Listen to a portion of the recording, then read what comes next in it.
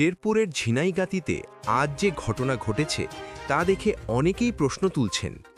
একটি চেয়ার বসানো নিয়ে কি এভাবে রণক্ষেত্রে পরিণত হতে পারে নির্বাচনী মাঠ? আসসালামু আলাইকুম, আপনি দেখছেন আপনার চ্যানেলের নাম নির্বাচনের মাঠ থেকে সবচেয়ে গুরুত্বপূর্ণ আপডেট। শেরপুর ৩ আসনের ঝিনাইগাতি উপজেলা মিনি স্টেডিয়াম। বুধবার দুপুরে এখানে আয়োজন করা হয়েছিল নির্বাচনী ইশতেহার পাঠের অনুষ্ঠান। উপজেলা প্রশাসনের আয়োজনে সবকিছুই ছিল শান্তিপূর্ণ, কিন্তু হঠাৎ করেই পরিস্থিতি বদলে যায় ভয়াবহ সংঘর্ষে।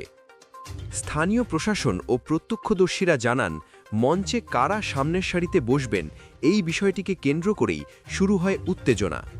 বিএনপি ও জামায়াতে ইসলামীর কয়েকজন কর্মী সমর্থক সামনের সারিতে চেয়ারে বসতে না পেরে হট্টগোল শুরু করেন। প্রথমে ছিল কথা কাটাকাটি, তারপর ধাক্কাধাক্কি, আর এক পর্যায়ে পুরো মাঠ জুড়ে শুরু হয় ধাওয়া পাল্টা ধাওয়া। দর্শকরা চোখের সামনে দেখেন ভাঙচুর করা হয় কয়েকশো চেয়ার, ভেঙে ফেলা হয় একাধিক মোটরসাইকেল, আর মুহূর্তের মধ্যেই আহত হন উভয় পক্ষের অন্তত ৩০ জন। আহতদের অনেককে দ্রুত ঝিনাইগাতি উপজেলা স্বাস্থ্য কমপ্লেক্স এবং জেলা সদর হাসপাতালে ভর্তি করা হয়। খবর পেয়ে ঘটনাস্থলে ছুটে আসে পুলিশ ও সেনাবাহিনী। দীর্ঘ সময় পর পরিস্থিতি নিয়ন্ত্রণে আসে। এ ঘটনার জন্য দুই পক্ষই একে অপরকে দায়ী করছে।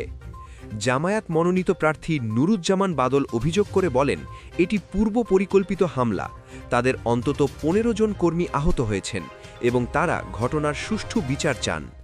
অন্যদিকে বিএনপির প্রার্থী মাহমুদুল হক রুবেল বলেন, জামায়াত পরিকল্পিতভাবে বিশৃঙ্খলা সৃষ্টি করতে চেয়েছে এবং হামলার শিকার হয়েছেন তাদের নেতাকর্মীরাও।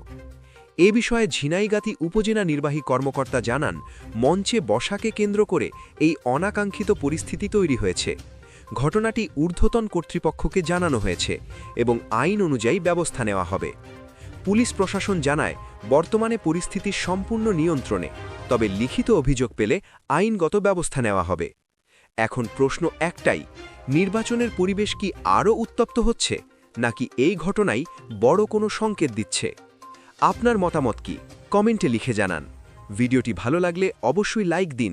নির্বাচনের প্রতিটি আপডেট পেতে চ্যানেলটি সাবস্ক্রাইব করুন আর ভিডিওটি শেয়ার করুন যাতে সবাই সত্য জানতে পারে।